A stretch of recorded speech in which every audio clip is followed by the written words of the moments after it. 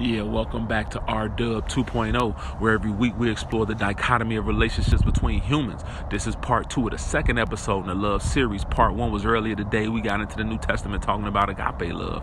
Feel free to run those back, right? Part 2, I want to dig around a little bit more on exactly how Jesus demonstrates the definition of the verb love. Because in the scriptures, 90% of them, love is a verb, not a noun.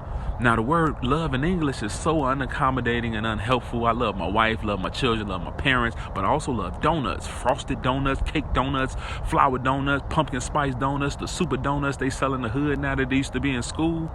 I'm just saying, imagine if your mama found out you loved her the same way you love grape Kool-Aid. She'd probably be crushed. Then consider how Jesus behaved. I mean, I could read chapters to you, but feel free to go back and see how Jesus moved towards people to help them in the place they were, right? Even though there was no way they could ever repay him or replicate or reciprocate his actions, right? Let's dig like I am in a garden. And in Luke 8, the woman was bleeding for 12 years. Now, what can you do to repay somebody who stopped your fountain after 12 years? I mean, even if she was rich, which she wasn't, how do you put a price tag on being able to go around people you ain't never been able to go around the last decade? The woman being unclean could not even approach the temple to pray to her God. The people would have stoned her. And it's not unthinkable that if Jesus would have been a Pharisee or a Sadducee, that the woman could have been killed for touching a holy man while being unclean, because that should make him unclean and unable to go worship.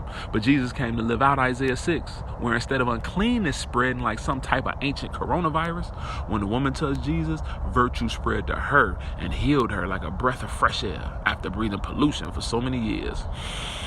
That's so similar to being able to put a price tag on somebody who was able to get you out of jail on a life sentence after you just did 12 years. And not just her.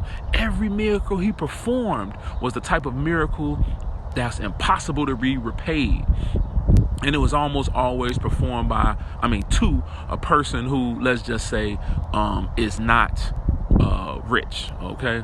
Imagine delivering your child or yourself from the spiritual torment or torture that nowadays we might call mental illness.